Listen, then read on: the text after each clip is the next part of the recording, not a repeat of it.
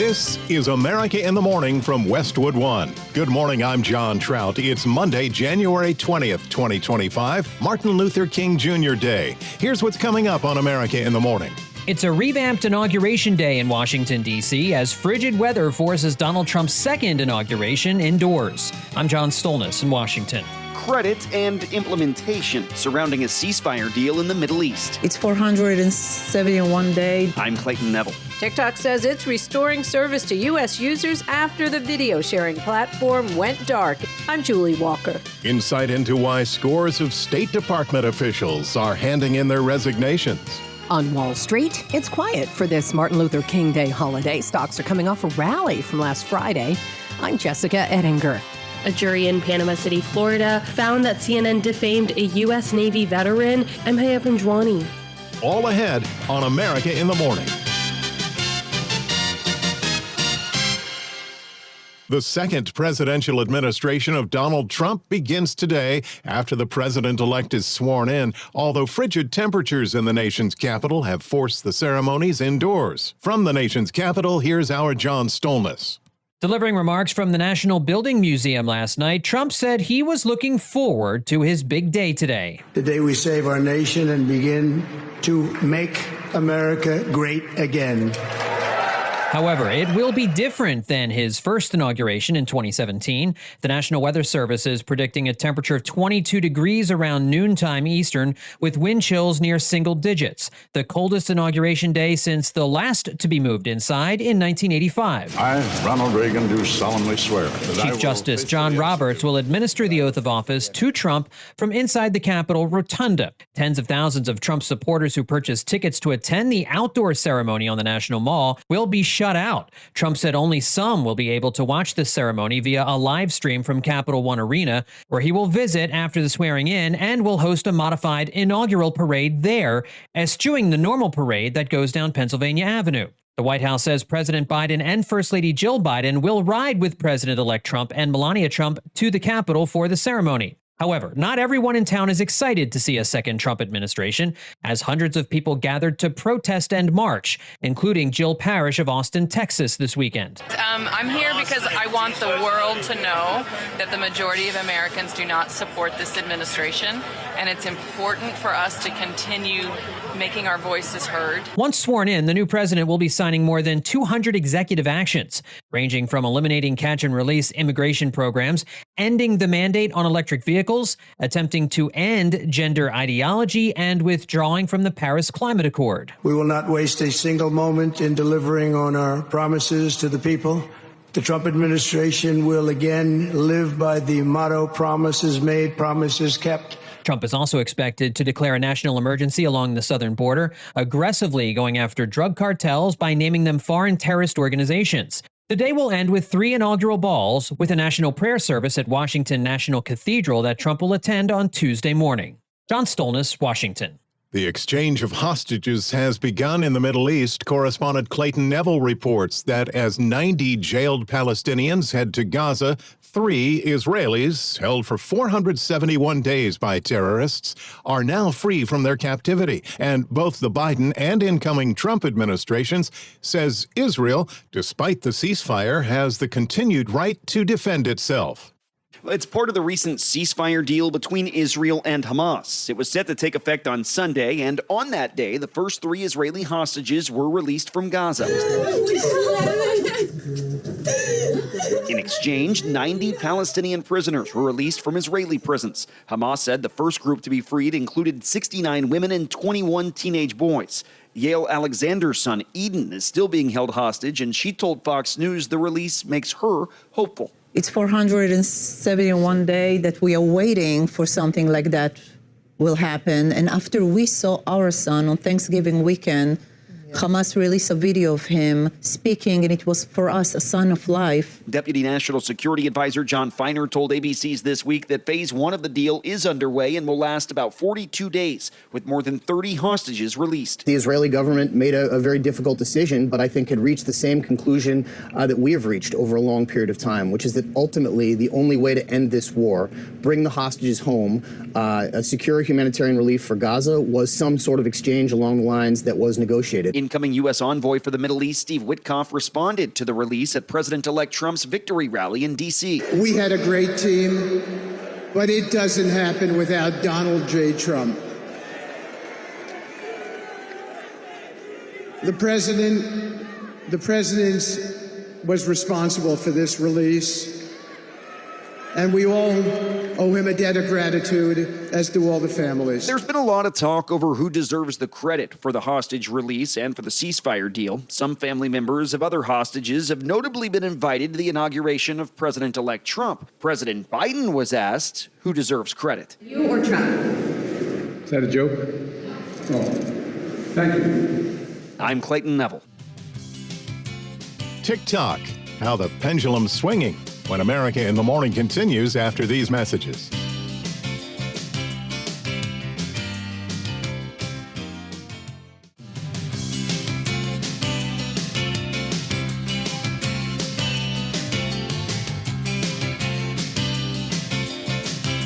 This is America in the Morning. Dangerous cold weather is forecast for much of the nation today. Here's AccuWeather.com meteorologist LaTroy Thornton. Some of the coldest air of the season so far will make its way into the Northeast and the Mid-Atlantic and much of the eastern two-thirds of the nation today behind a storm that has delivered some wintry weather from the Ohio Valley through New England. For today, once the snow related to that storm comes to an end over coastal New England, the focus will shift to lake-effect snow continuing downwind of all of the Great Lakes today and north-central parts of the Upper Peninsula of Michigan, as well as areas downwind of Lake Ontario between Watertown and Syracuse, New York, may end up with 2 feet of fresh snow or more through midweek.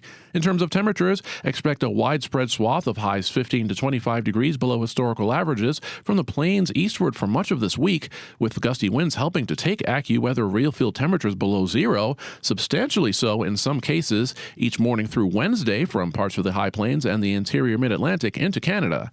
Otherwise, a mainly dry holiday can be expected for much of the southeast, with only some rain at times over far southern Florida. Rain also develops later this afternoon over South Texas as an impactful winter storm takes shape, with snow and even some icy conditions expected rather far south along the Gulf Coast states starting tonight and continuing early this week. Most of the nation's center also looks dry today, but a storm brings flurries and snow showers from eastern Colorado toward western Kansas and Oklahoma, perhaps even into the Texas Panhandle and parts of New Mexico. Today also means the return of gusty Santa Ana winds over Southern California, with gusts of at least 40 to 60 miles per hour leading to a renewed heightened fire risk through Tuesday, with most of the west staying dry. In Buffalo, look for some sun and even some flurries at times, with colder conditions and a high of just 15. For Phoenix, expect sunshine and a high of 67. I'm AccuWeather.com meteorologist LaTroy Thornton. Remember to follow us wherever you get your podcasts, Apple, Spotify, Amazon, YouTube. Just search America in the Morning in your favorite listening app. I'm John Trout.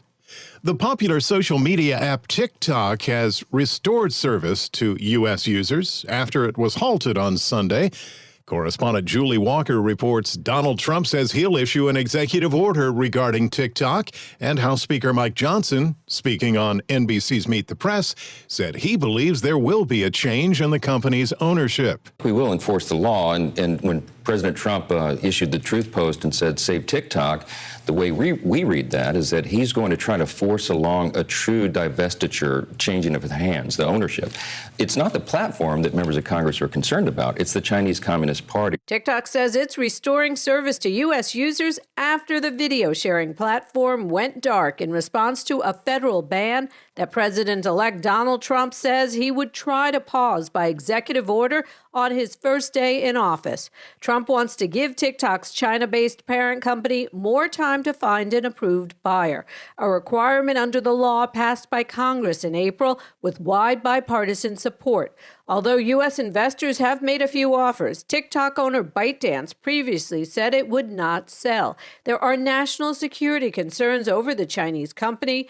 Trump says he would like the U.S. to have a 50% ownership position. We won the youth vote by 36 points. So I like TikTok. I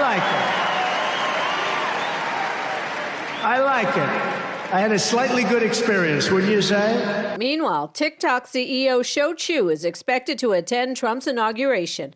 I'm Julie Walker. Scores of senior career officials are resigning from the State Department effective at noon today after receiving instructions to do so from President-elect Donald Trump's aides. The Washington Post is reporting that the departures include a number of longtime State Department veterans, including John Bass, the Undersecretary for Management and Acting Undersecretary for Political Affairs, and Jeff Pyatt, the Assistant Secretary for Energy Resources. The incoming Trump administration, according to Reuters, will make changes to at least 30 senior positions, including those working as undersecretaries and overseeing key regional policy and communications bureaus.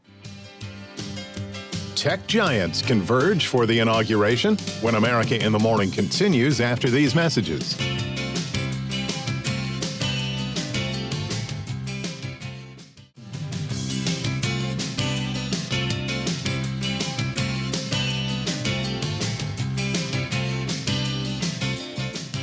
Welcome back. You're with America in the Morning. The Business Report is brought to you by Fisher Investments. Fisher Investments is a fiduciary, always putting clients' interests first. Learn more at FisherInvestments.com. A start to the business week ahead. Here's CNBC's Jessica Ettinger. Wall Street is closed today for this Martin Luther King Day holiday, but stocks rallied last Friday. And with only 11 trading days in the books for 2025, the S&P 500 index, it's up almost 2%. Today's second inauguration for Donald J. Trump as President of the United States is also a who's who of the business world and the world of billionaires. This is something that we've never seen before. The CEOs of some of the most powerful and wealthy technology and media companies in the world seated on the platform for the inauguration of an American president. For Tim Cook of Apple, for example, it's all about U.S. tariffs on Chinese goods. Trump has called for tariffs on imports from China as high as 60%, and Apple is said to produce as much as 95% of its iPhones and Macs in China. Jeff Bezos' Amazon has enormous contracts with the federal government, stakes equally dramatic for Google's Sundar Pichai, with the threat of a breakup of the search giant Google looming. And it's even more personal for Mark Zuckerberg. Trump has repeatedly threatened to send the Meta CEO to prison, or said he should go to prison. And Zuckerberg has enormous interest, clearly, in the outcome of the debate over TikTok, the popular and growing social media site that competes with Facebook and Instagram. CNBC's Eamon Javers. After the inauguration parties tonight, many of America's biggest CEOs will be on planes to Switzerland to attend the World Economic Forum annual meeting in Davos that began today. Chinese-owned social media app TikTok must be banned or sold to an American company to comply with U.S. law. The Supreme Court upheld that law last Friday. Congress banned the app as a national security threat. It's on the phones of about half the U.S. population, a powerful propaganda tool that could be used by the Communist Party to sway American voters. And the app data mines the people who have it. Many believe there's work behind the scenes, though, to figure out a compromise so the app can stay active in the U.S. without being a threat. New car prices very close to record highs on average because of luxury auto sales that soared for the holidays. Luxury is hot, red hot when it comes to automobiles, and that's pushing the price of all automobiles even higher. This is from Cox Automotive. Overall, average transaction prices in December, because of luxury sales growing, the average price paid was almost $50,000, within a couple $100 of the all-time high set in 2022. And that's because of the demand that is out there, especially for vehicles over $80,000. Let me say this again. Vehicles over $80,000, there was a 37% increase in sales in December. CNBC's Phil LeBeau. Markets will be back open tomorrow for trading. A busy week ahead, and earnings season continues. Very good. CNBC's Jessica Ettinger. CNN sued. That's when America in the Morning continues after these messages.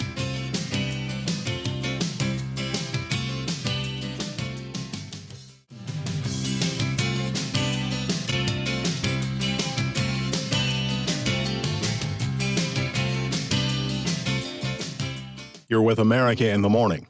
The outgoing Treasury Secretary says the agency will use special accounting maneuvers to prevent the country from hitting the debt ceiling. Correspondent Mike Hempen explains.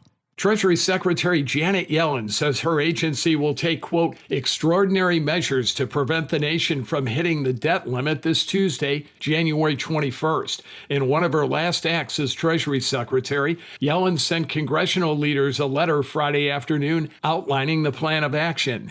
The agency will stop paying certain accounts to make up for the shortfall in money. One of those accounts it will no longer pay is the Postal Service Retiree Health Benefits Fund.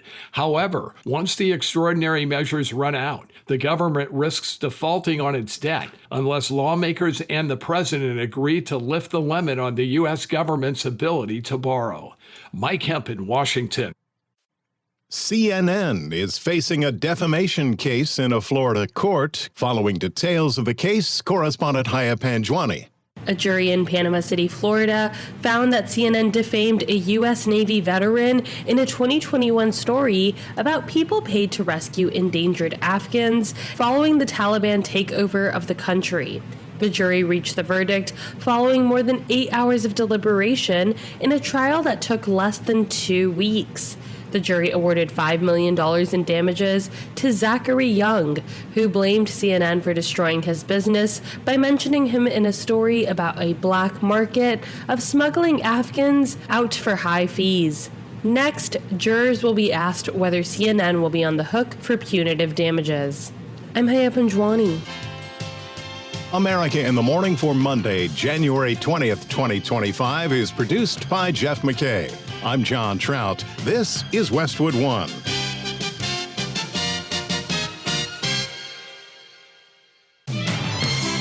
This is America in the Morning from Westwood One. I'm John Trout. Coming up this half hour, update on the latest inauguration plans in Washington, D.C. Concerns growing in one American city surrounding potential mass deportations. I'm Clayton Neville. Taking the oath with executive actions to follow. I'm Jeff McKay with more details on President Trump's Inauguration Day today. Extreme cold is forecast for much of the U.S. over the coming days. Wind chills below -40. I'm Julie Walker. Senator Lindsey Graham in a heated exchange over the president-elect's choice for FBI. I'm Pamela Furr. Amid claims of rape, extradited from France to Pennsylvania. We'll have details. Who is performing at the inauguration today? I'm Kevin Carr. All ahead on America in the Morning.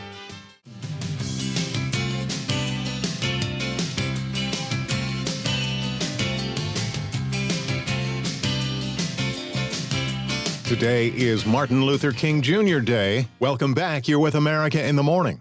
Update on those California wildfires from the weather perspective from AccuWeather.com meteorologist LaTroy Thornton. Unfortunately, the risk for dangerous fire conditions does increase rather drastically for the early part of this week as the latest round of Santa Ana winds sets in for Southern California, and parts of the Los Angeles metropolitan area will even face an extreme risk for the spread of fires. Through Tuesday, gusts to at least 40 to 60 miles per hour can be expected just about to the coast in both Ventura County and Orange County, as well as many surrounding areas.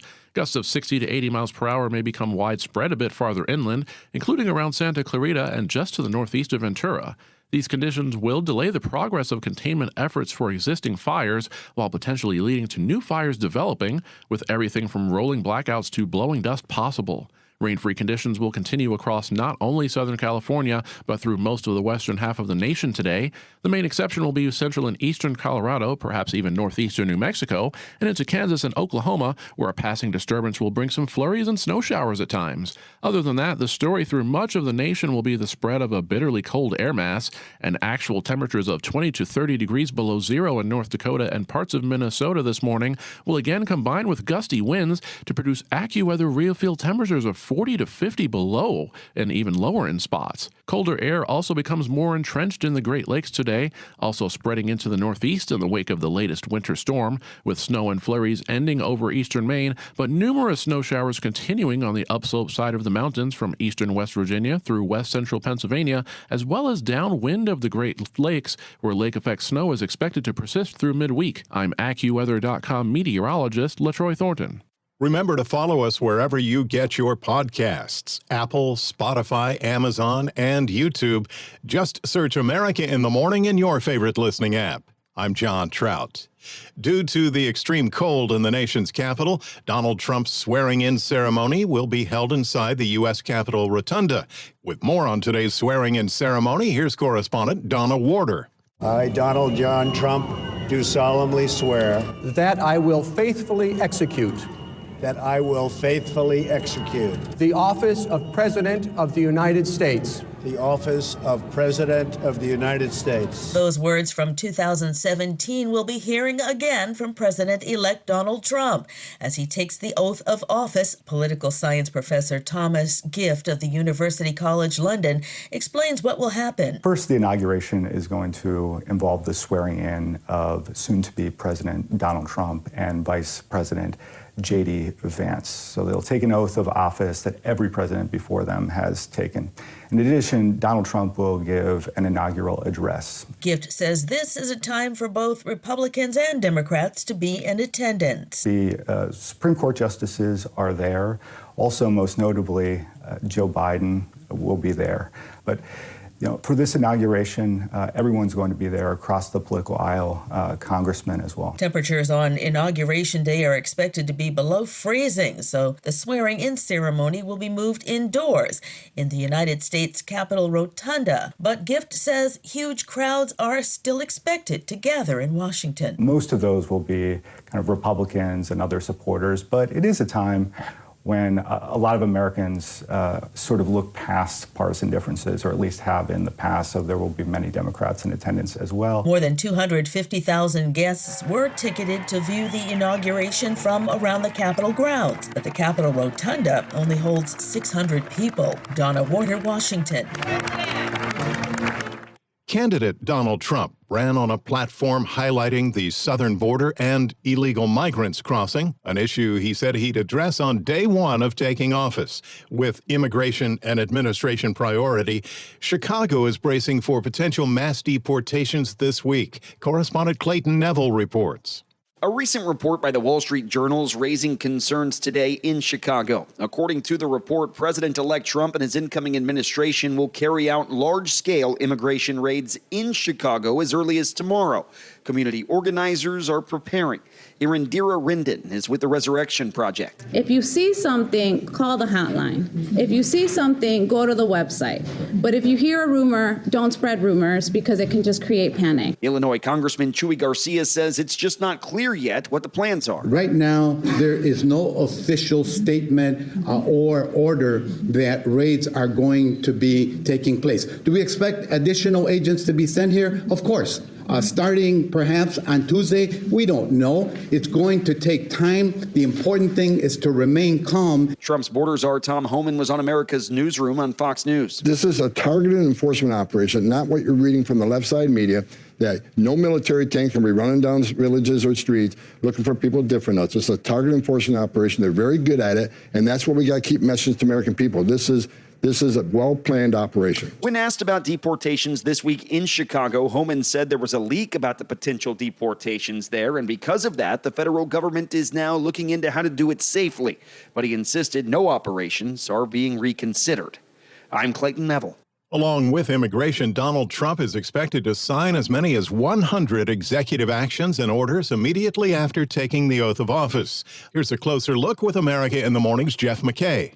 With a focus on energy, Trump is expected to reverse many of President Biden's Alaska restrictions, including the Arctic National Wildlife Refuge, along with reversing some EPA power plant rules, lifting the pause on liquefied natural gas export permits, exiting the Paris Climate Accords, and ending the Green New Deal, along with restricting wind energy development. Fox News is reporting that Trump will also end all diversity, equity, and inclusion programs across the federal government while establishing a new Department of Government Efficiency. At his victory rally in Washington, D.C. last night, Trump said he's taking aim at a number of programs and actions enacted by outgoing President Joe Biden, as well as opening a number of sealed documents for public display. As a first step toward restoring transparency and accountability to government, we will also reverse the overclassification of government documents, and in the coming days, we are going to make public remaining records relating to the assassinations of President John F. Kennedy,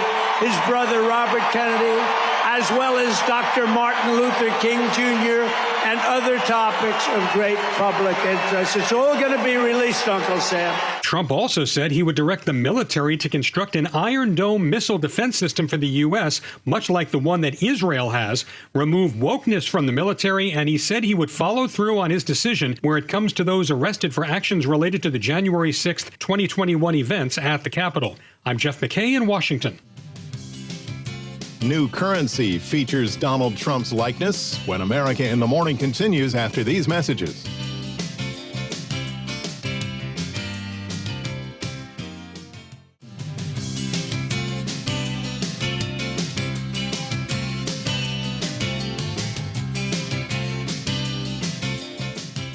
Welcome back. You're with America in the Morning. I'm John Trout. A large swath of America will be dealing with bone-chilling cold today and for a good part of the week ahead. Correspondent Julie Walker reports nearly 75% of the nation is under some kind of cold or snow warning over the next several days. Extreme cold is forecast for much of the U.S. over the coming days, says National Weather Service meteorologist Mark Chenard. Wind chills, below minus 40, already being observed across portions of North Dakota and Minnesota. Potentially could get as low as negative 50. But then wind chills, as low as minus 20 spread across much of the Central Plains, even into the Great Lakes. And then mid-Atlantic into Northeast will have below zero wind chills. And there will be snow, including major cities like Philly, New York, and Boston. You get up towards Philadelphia, New York City, looking more at 4 to 6 inches, and then Boston about the same, around 6 inches or so in Boston. He says up to 8 inches of snow is forecast for inland of those major Northeast cities. It's over 28 million in a winter storm warning.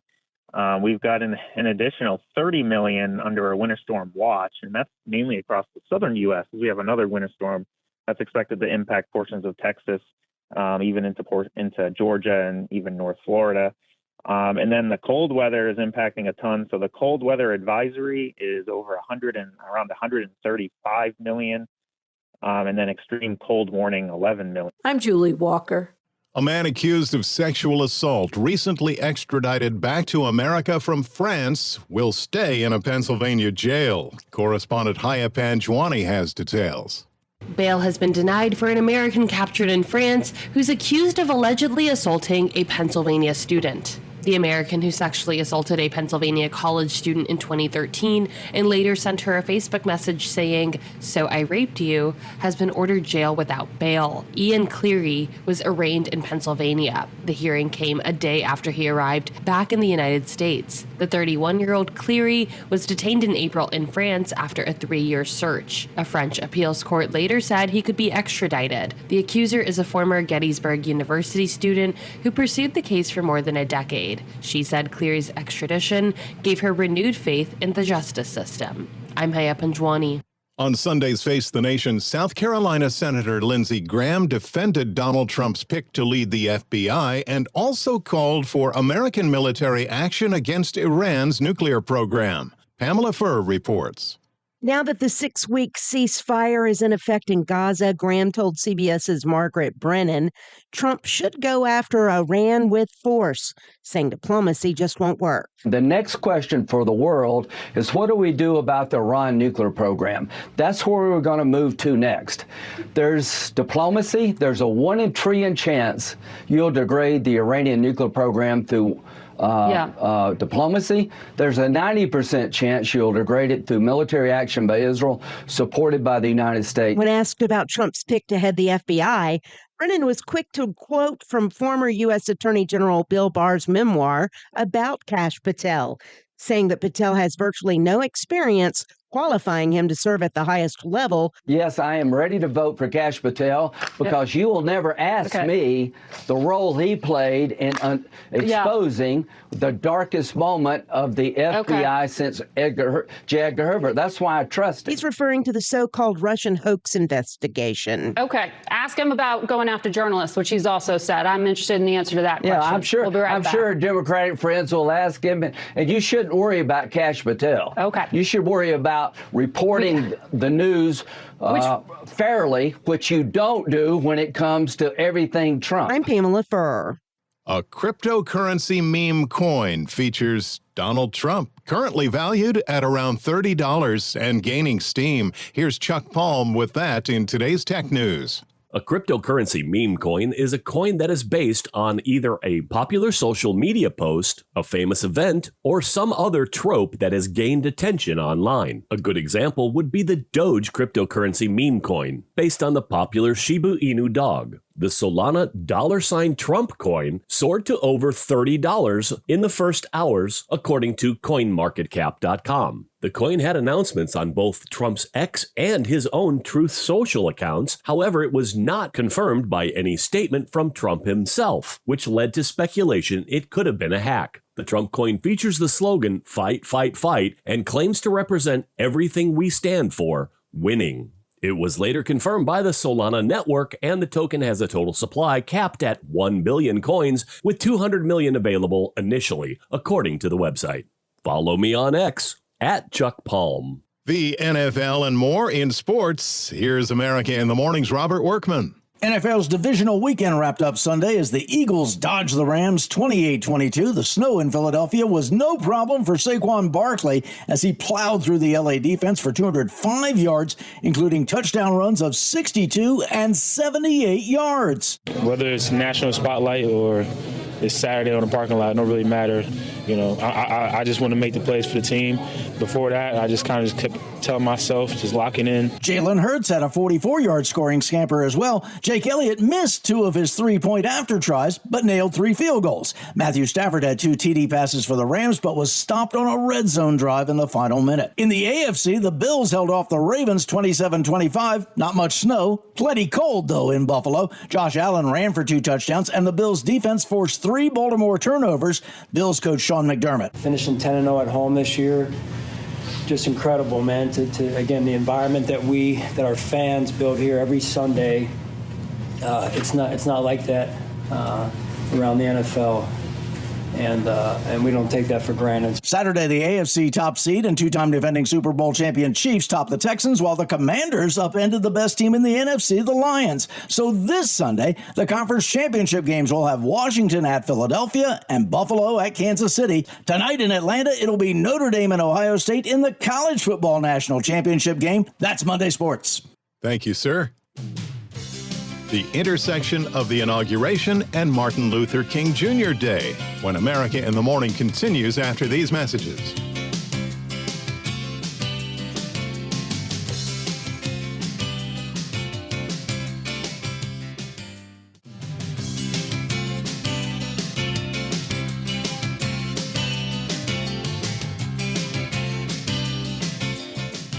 This is America in the Morning.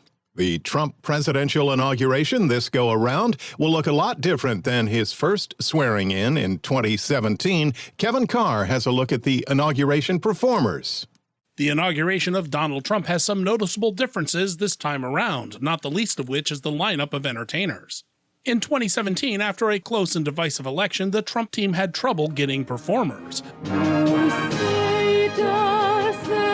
America's Got Talent runner-up Jackie Evenko ended up singing the national anthem while the Mormon Tabernacle Choir performed America the Beautiful. America. 8 years later, the lineup is a bit more robust. Country superstar Carrie Underwood made headlines with the announcement that she will sing America the Beautiful before Trump is sworn in, while opera singer Christopher Macchio will sing the national anthem to close things out. The University of Nebraska Lincoln Choir and the United States Marine Band will also perform. And I'm proud to be an American. Last night at a campaign-esque victory rally, longtime Trump fan Lee Greenwood already performed his classic song, God Bless the USA. He was joined with another well-known Trump supporter, Kid Rock. Well, come on! Let's go! Even the Village People, who made news last month for defending the president-elect's use of their song YMCA, performed at the event on Sunday. They have everything for you to enjoy. Other entertainers like Jason Aldean, Rascal Flatts, rapper Nelly, and Snoop Dogg performed or will perform at various events surrounding the inauguration. I'm Kevin Carr. Today's inauguration falls on the same day as Martin Luther King Jr. Day, which is a rare event, first happening when Bill Clinton was sworn in for his second term in 1997. Correspondent Terry Tang explains the background for Martin Luther King Jr. Day.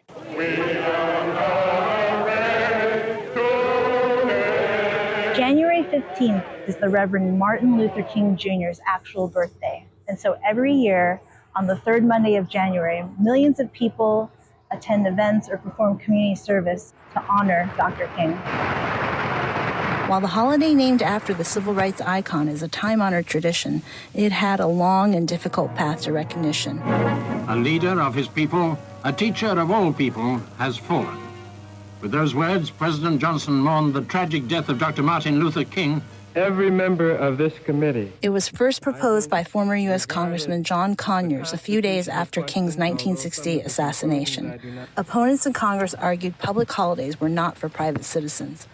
The Congressional Black Caucus and others proposed legislation for a federal King holiday for the next 15 years. Public sentiment helped propel congressional approval in 1983, and President Ronald Reagan signed the legislation. He was using a dream to challenge the law. By 2000, all 50 states had a statewide Martin Luther King Jr. Day.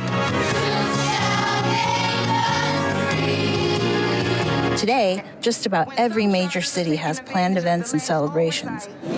But the holiday isn't just a day off, but a day on. The King family and others carrying on his legacy remind the public every year that doing service projects, fighting for social justice, and learning about the history of the man himself are the best ways to celebrate.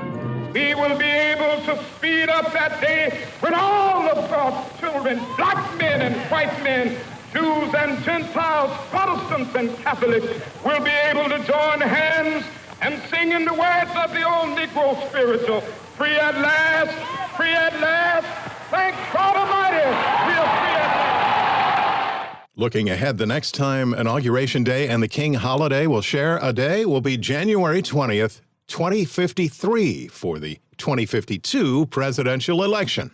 Mark your calendars. We hope you'll join us in listening to our program then. That's our show for today. America in the Morning for Monday, January 20th, 2025 is produced by Jeff McKay. I'm John Trout. This is Westwood One.